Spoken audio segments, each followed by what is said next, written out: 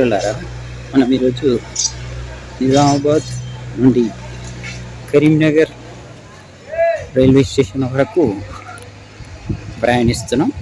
ఈ ప్రయాణంలో మనం ఈరోజు నిజామాబాద్ నుంచి కరీంనగర్ మధ్యలో ఏమైనా డబ్బింగ్ పనులు జరుగుతున్నాయా, అభివృద్ధి పనులు జరుగుతున్నాయా అనేటటువంటి దాన్ని పరిశీలిద్దాం. మన మిత్రులు కూడా చాలామంది అడిగారు ఈ విషయంలో. మిత్రులారా, ఈరోజు మనం నిజామాబాద్ నుంచి కరీంనగర్ వరకు వెళ్ళి మరి ఈ దారిలో ఏమైనా అభివృద్ధి పనులు జరుగుతున్నాయని చూద్దాం. ఇప్పుడు మనం నిజామాబాద్ రైల్వే స్టేషన్కి వచ్చాం. మరి రైలు కూడా ఇంకో 10-15 నిమిషాలు రాబోతుంది.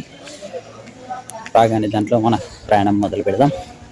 ఇక్కడ ఈ ప్రాంతంలో డబ్లింగ్ ఏమైనా జరుగుతుందా అనేది చూద్దాం.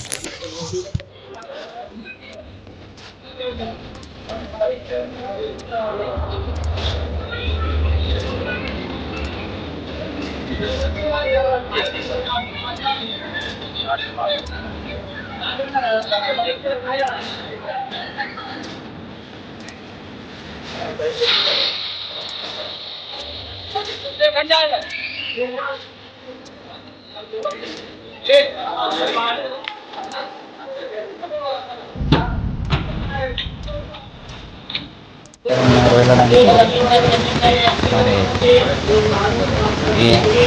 ఈ విషయంలో బయలుదేరుతున్నాం. చూద్దాం. ఒకసారి ట్రైన్లో ప్రయాణిస్తున్నాం. మరి కొద్దిసేపట్లో ట్రైన్ బయలుదేరుతుంది. 10 ఇచ్చాడు. చూద్దాం ఎలా ఉంటుంది ప్రయాణం. ఇక్కడ బౌలింగ్ వస్తుందా లేదా అనేది చూద్దాం. మీ అందరి కోసం ఈరోజు మనం కరీంనగర్ లైన్ ప్రశ్నించడానికి వెళ్తున్నాం. మరి డబ్లింగ్ వర్క్ శాంక్షన్ అయింది. మరి అనేటటువంటి ఇప్పుడు మనం చూడబోతున్నాం. కొద్దిసేపట్లో ట్రైన్ బయలుదేరాలి. మిత్రులారా, మనము ఈ లైన్లో ఈరోజు కరీంనగర్ వరకు వెళ్తూ ఉన్నాం. మరి ఈ కరీంనగర్ వరకు పరిస్థితి ఎలా ఉంది అనేటటువంటిది ఈరోజు మనము చూడబోతున్నాం. దాదాపు సంవత్సరాలు గడిచిపోతున్నాయి. దాదాపు 3-4 సంవత్సరాలు గడిచిపోయింది ఈ రైలు ప్రారంభమై. మరి ఇప్పటి వరకు ఈ లైన్లో ప్రయాణించలేదు. మిత్రులారా, మీకు ఒక విషయం చెప్పదలుచుకున్నాను. ఈరోజు ఈ నిజామాబాద్ నుంచి పెద్దపల్లి వరకు గల ఈ లైను ఈరోజు చాలా ప్రాముఖ్యత గడించింది. ఎందుకంటే పెద్దపల్లి వరకు ఉన్నటువంటి ఈ లైన్లో ఈరోజు చూస్తున్నాం, ప్రతినిత్యం ఒక 10 నుంచి 15 గూడ్స్ రైళ్ళు ప్రయాణిస్తున్నాయి. అంటే ఇది ప్రధానంగా సరుకు రవాణా కారిడార్గా ఉపయోగపడుతుంది.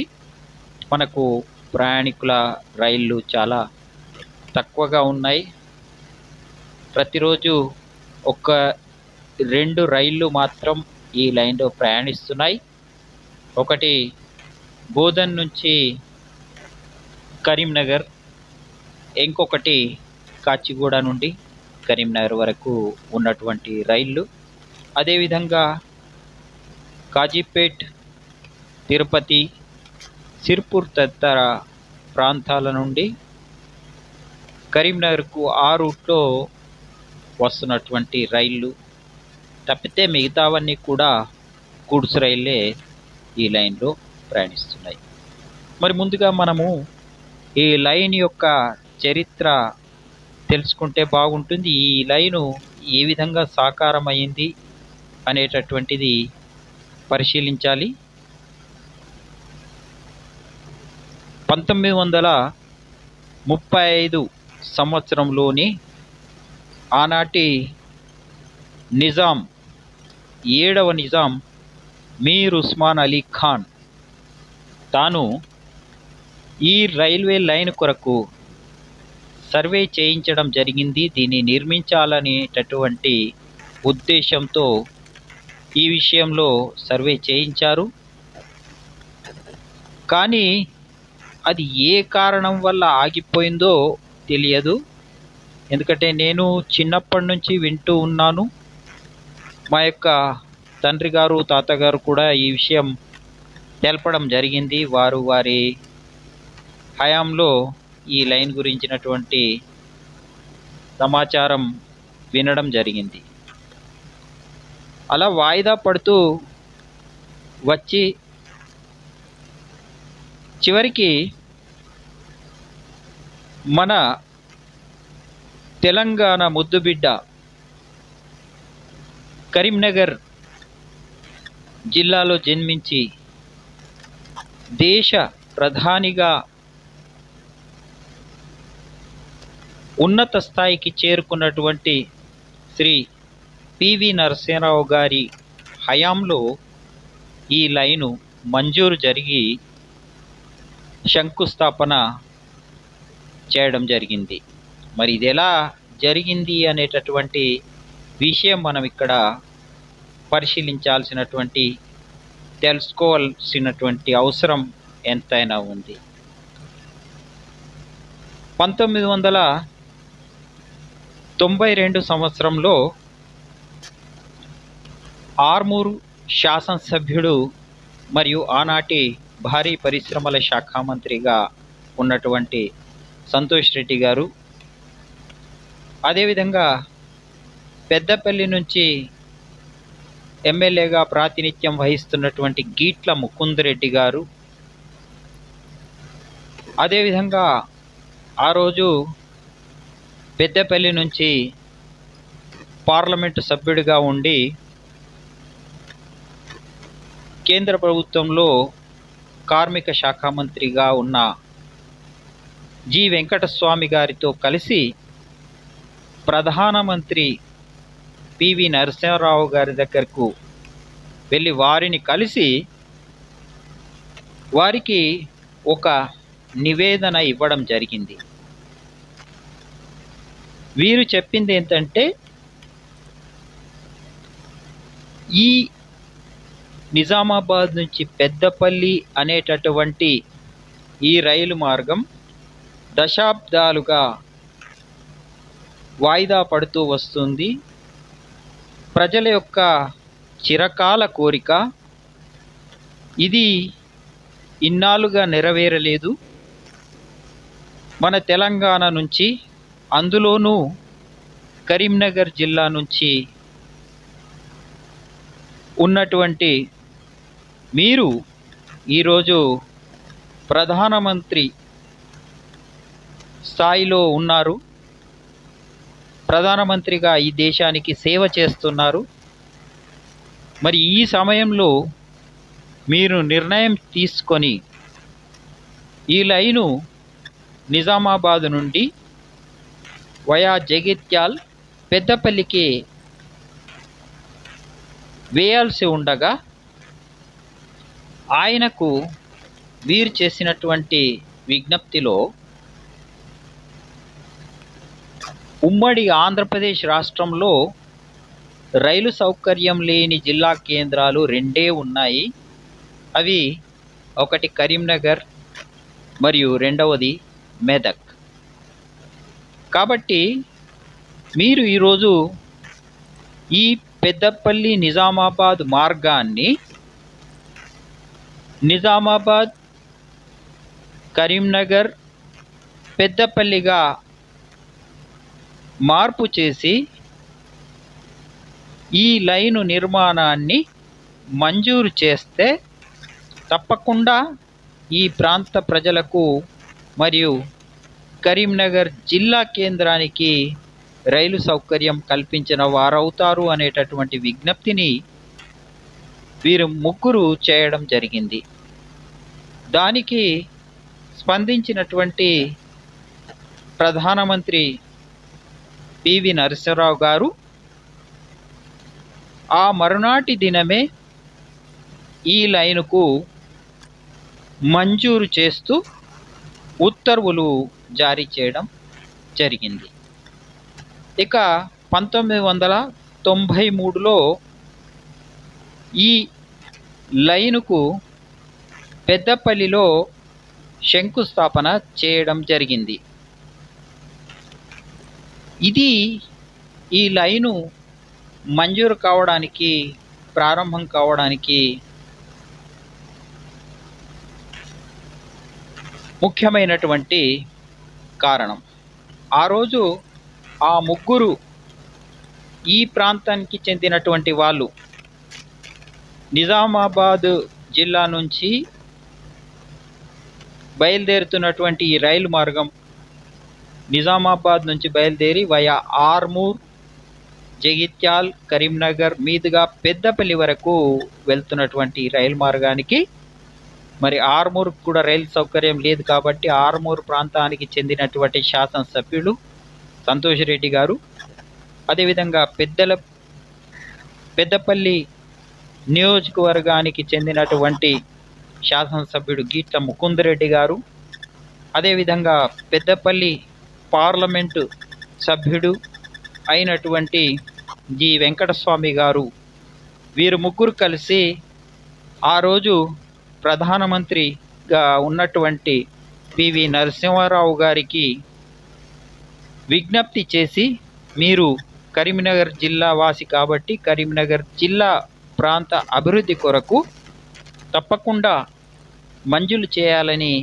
వారు కోరిన దానికి స్పందించి ఆనాటి ప్రధానమంత్రి పివి నరసింహారావు గారు వెంటనే ఈ లైను మంజూరు చేయడం అనేది చాలా సంతోషదాయకమైనటువంటి విషయం. ఈ విషయం చాలామందికి తెలియదు. నాకు సంతోష్ రెడ్డి గారితో ఉన్నటువంటి సాన్నిహిత్యం వల్ల ఒక సందర్భంలో వారు తెలియజేయడం జరిగింది. ఈ లైను రావడానికి ముఖ్యులైనటువంటి నలుగురిలో పివి నరసింహారావు గారు, వెంకటస్వామి గారు, గీట్ల ముకుందరెడ్డి గారు, ఈ ముగ్గురు కూడా ప్రస్తుతం మన మధ్య లేరు. వారు స్వర్గస్థులైనారు. కేవలం సంతోష్ రెడ్డి గారు ఒక్కరు మాత్రమే ప్రస్తుతానికి అందుబాటులో ఉన్నారు. మనము ఈ నలుగురికి ఎప్పుడు కూడా కృతజ్ఞులమై ఉండాలనేటటువంటి విషయం నేను తెలియచేస్తున్నాను. ఇది ఈ లైను మంజూరుకి గల కారణం. కానీ 1993లో ఈ లైను శంకుస్థాపన చేయబడితే అప్పటి నుంచి ప్రారంభమై 2001 వరకు పెద్దపల్లి నుండి కరీంనగర్ వరకు ఈ లైను పూర్తయింది. అంటే 93 నుంచి 2001 అంటే 8 సంవత్సరాలు పట్టింది పెద్దపల్లి నుంచి కరీంనగర్ రావడానికి. ఇక మళ్ళీ కరీంనగర్ నుంచి నిజామాబాద్ వరకు రావడానికి 20 సంవత్సరాలు పట్టింది. సో ఇక్కడ మీరు చూడండి, ఈ లైను 93లో ప్రారంభమైతే 20 సంవత్సరాలు పైగా, దాదాపు 25 సంవత్సరాలు పట్టింది. సో దీన్ని మనం అర్థం చేసుకోవాలి. సో ఇది ఎందుకు ఆలస్యమైంది అంటే, ఆ రోజు వారు చూపినటువంటి చొరవ అటు తర్వాత వచ్చినటువంటి ప్రజాప్రతినిధులు చూపకపోవడం వల్ల ఇది ఆలస్యమవుతూ వచ్చింది. సో మిత్రులారా, ఇది ఈ లైను విషయం. మరి ఇది మీ అందరికీ తెలియాలి అనేటటువంటి ఉద్దేశంతో నేను ఈ విషయం తెలపడం జరిగింది. సో మనము ఈ లైన్లో ఇప్పుడు ఆర్మూర్ స్టేషన్ దాటాం. మరి ముందుకెళ్తే మనకు తర్వాత వచ్చేది అంక్సాపూర్ ఉంటుంది, కానీ ఆ స్టేషన్ తీసేశారు. అంటే స్టేషన్ ఉంది కానీ ఆ హాల్ట్ ఎత్తేసారు. దాని తర్వాత మనకు మోర్తాడ్ స్టేషన్లో ఈ రైలు ఆగుతుంది. మోర్తాడ్ తర్వాత నిజామాబాద్ జిల్లా ముగుస్తుంది. సో మోర్తాడ్ తర్వాత కమ్మర్పల్లిలో హాల్ట్ ఏర్పాటు చేయాలనేటటువంటి విషయాన్ని అక్కడి వారు చాలాసార్లు అర్థించడం జరిగింది. మరి అది ఇంకా పూర్తి కాలేదు. ఇక్కడ నిర్మించడానికి రైల్వే శాఖ కూడా సుముఖత వ్యక్తం చేసింది.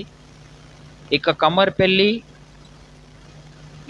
హాల్ట్ కనుక ఏర్పాటు చేస్తే అది నిజామాబాద్ జిల్లాలో చివరి స్టేషన్ అవుతుంది. దాని తర్వాత మనకు వచ్చే స్టేషన్ కరీంనగర్ జిల్లాలో మొట్టమొదటి స్టేషన్ మెట్పల్లి. మరి ఆ విధంగా మెట్పల్లి రైల్వే స్టేషన్ దాటిన తర్వాత మనకు కరీంనగర్ ప్రారంభమవుతుంది. అక్కడ నుంచి కరీంనగర్ వరకు మనకు ఈ కొండగట్టు, జగిత్యాల్, మల్యాల ఇట్లా తదితర అనేక రకాల స్టేషన్లు, గంగాధర ఇది దాటిన తర్వాత కరీంనగర్లోకి ఎంటర్ అవుతాం. దాదాపుగా 5 నుంచి 6 స్టేషన్స్ ఉంటాయి. మరి ఈ రూట్లో రైళ్ల సంఖ్య పెరిగితే తప్పకుండా ఇక్కడ నుంచి ప్రయాణికులు పెరిగే అవకాశం కూడా ఉంటుంది.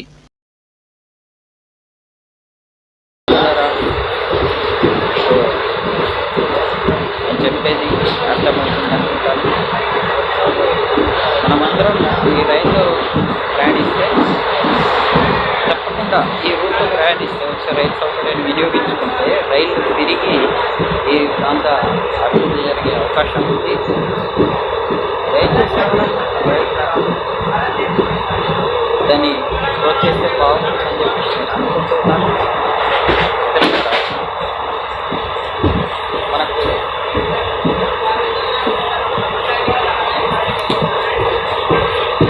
ఈ రైలు ప్రయాణించడం మరి దాని సమయం కోసం వేచి చూడాల్సినటువంటి అవసరం ఉంటుంది. గతంలో ప్రయాణ సౌకర్యాలు అప్పులు తక్కువగా ఉన్నప్పుడు తప్పకుండా వేచి చూసేవాళ్ళం. ఈ రోజుల్లో ఆ వేచి చూసే పద్ధతికి తగ్గిపోయింది. చేసి మనం కూడా ఈ రైళ్లను మరిన్ని రైళ్లు పెరిగి మనం రాబోయే కాలంలో కాకపోతే ఎక్కువ రైళ్ళు వచ్చే అవకాశం ఉంటుంది. ఇది అర్థం చేసుకోవాలి. మిత్రులారా, మనకు ఈ లైను డైరెక్ట్ పెద్దపల్లి వెళ్ళి అక్కడి నుంచి మళ్ళీ మనము కాజీపేట వెళ్ళాలంటే దూరభారం అవుతుంది. అందువల్ల మనకు ఒక కొత్త లైను ప్రతిపాదించడం జరిగింది. కరీంనగర్ నుంచి హసన్పర్తి అంటే కాజీపేటకు దగ్గరలో దాన్ని కనెక్ట్ చేయడం వల్ల ఏమవుతుందంటే ఈ లైను చాలా ముఖ్యమైన లైన్ అవుతుంది భారతదేశంలో. ఎందుకంటే పశ్చిమ తట తీరం అంటే సౌదీ అరేబియా తట తీరం అంటే ముంబై నుండి తూర్పు తట తీరం అంటే బంగాళాఖాతం తట తీరం, ఇది మచిలీపట్నం అనుకోండి, విశాఖపట్నం అనుకోండి, అక్కడ వరకు కూడా వెళ్ళడానికి డైరెక్ట్ లైన్గా అయ్యే అవకాశం ఉంటుంది. అంటే ఈస్ట్ వెస్ట్ కారిడార్. అట్లా తూర్పు పడమర తీరాలను కలిపేటటువంటి కారిడార్గా మారుతుంది. మనకిప్పుడు ఈ వెస్టర్న్ సైడ్ అంటే మహారాష్ట్ర నుంచి వచ్చేటటువంటి రైళ్ళు ఏవైతే ఉన్నాయో మనకున్నటువంటి నాగర్ సోల్, నర్సాపూర్ కావచ్చు, నాందేడ్ నుంచి విశాఖపట్నం వెళ్ళే లేదా సంబల్పూర్ వెళ్ళే రైలు కావచ్చు, కృష్ణ ఎక్స్ప్రెస్ తిరుపతి వెళ్ళేటటువంటి రైలు కావచ్చు, అదేవిధంగా షిరిడి వెళ్ళే రైలు కావచ్చు. ఈ రైళ్ళన్నీ కూడా ఈ నిజామాబాద్, కామారెడ్డి, సికింద్రాబాద్ మీదుగా మళ్ళీ కాజీపేట వెళ్ళి కాజీపేట నుంచి విజయవాడ వైపు వెళ్తున్నాయి. దానివల్ల ఇక్కడ దాదాపు ఒక 100 కిలోమీటర్ల దూరం పెరుగుతుంది. అదే ఈ లైన్ గనక ఉంటే మనకు ఈ దూరభారం తగ్గి చాలా బ్రహ్మాండంగా డైరెక్ట్గా వెళ్ళే అవకాశం కలుగుతుంది. అదేవిధంగా మనం ఈ లైను ఇప్పుడు నిజామాబాద్ నుంచి కరీంనగర్ వరకు వెళ్ళినా కూడా కరీంనగర్ నుంచి మళ్ళీ కాజీపేట వరంగల్ వెళ్ళాలంటే కాజీపేట నుంచి కరీంనగర్ వరకు దాదాపు 70 కిలోమీటర్ల దూరం ఉంటుంది. కానీ ఇది కరీంనగర్ నుంచి పెద్దపల్లి వెళ్ళి మళ్ళీ కాజీపేట వరకు వచ్చేసరికి దాదాపు 150 కిలోమీటర్లు అవుతుంది. అది 100 కిలోమీటర్ పైన 120 కిలోమీటర్లు దూరం పెరుగుతుంది. సో ఈ లైను మనం అన్నట్టు హసన్పర్తి లైన్ అయితే ఇది ప్యాసింజర్ ట్రావెలింగ్కు చాలా అనుగుణంగా ఉంటుంది. అదేవిధంగా పెద్దపల్లి లైన్ ఏమో ఈ గూడ్స్ ట్రావెలింగ్కి చాలా అనుగుణంగా ఉంటుంది. మరి ఈ విషయంలో ప్రతిపాదనలు అయితే ఉన్నాయి, కానీ అది ఇంకా పూర్తి స్థాయిలో రాలేదు. మనం ఇప్పుడు మోర్తాడ్ రైల్వే స్టేషన్ చేరుకున్నాము. మరి మన యొక్క ప్రజాప్రతినిధులు ప్రభుత్వంపై ఒత్తిడి తీసుకొచ్చేసి వాళ్ళు కనుక ఈ లైను మంజూరు చేయించుకొని వెంటనే దాన్ని పూర్తి చేస్తే మాత్రం చాలా బాగుంటుంది. మరి నేను ఒక విషయం ఇక్కడ చెప్పదలుచుకున్నాను. మన ప్రజలం ఎవరైతే ఈ మన ప్రజాప్రతినిధులను గెలిపించుకున్నామో మనమే మన ప్రాంతం యొక్క అభివృద్ధి అవసరాల నిమిత్తం వారు పనిచేయవలసినటువంటి ఆవశ్యకత ఎంతైనా ఉంది. ఎందుకంటే వారిని మనము ఇక్కడి నుంచి మన ప్రతినిధులుగా చట్టసభలకు పంపించడం జరిగింది. చట్టసభలకు ఎందుకు పంపించామంటే ఈ ప్రాంతంలో ఉన్నటువంటి సమస్యలకు వారు ప్రభుత్వంతో ప్రజల తరఫున పని చేయించుకొని ఇక్కడి ప్రాంతకు సంబంధించినటువంటి అభివృద్ధి విషయంలో వారు పని చేయాల్సినటువంటి ఆవశ్యకత ఎంతైనా ఉంది. ఇది ఏదో మనకు దయాధర్మం లాగా కాకుండా వారికి చేయాల్సినటువంటి ఆవశ్యకత ఉంది కాబట్టి వాళ్ళ విధంగా చేస్తేనే బాగుంటుంది.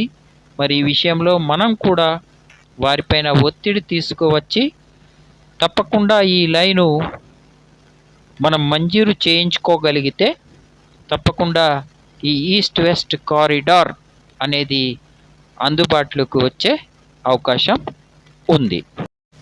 ఇప్పుడు మనం నిజామాబాద్ జిల్లాలో బార్డర్ అంటే చివరిదైనటువంటి కమ్మర్పల్లి గ్రామానికి వచ్చాం. ఇది మండల హెడ్ క్వార్టర్. మిత్రులారా, ఈ వీడియో మీకు నచ్చిందని అనుకుంటాను. ఇది మొదటి భాగం. దీని తర్వాయి భాగం అతి త్వరలో మీ ముందుకు వస్తుంది. అంతవరకు సెలవు. నమస్తే. జై హింద్.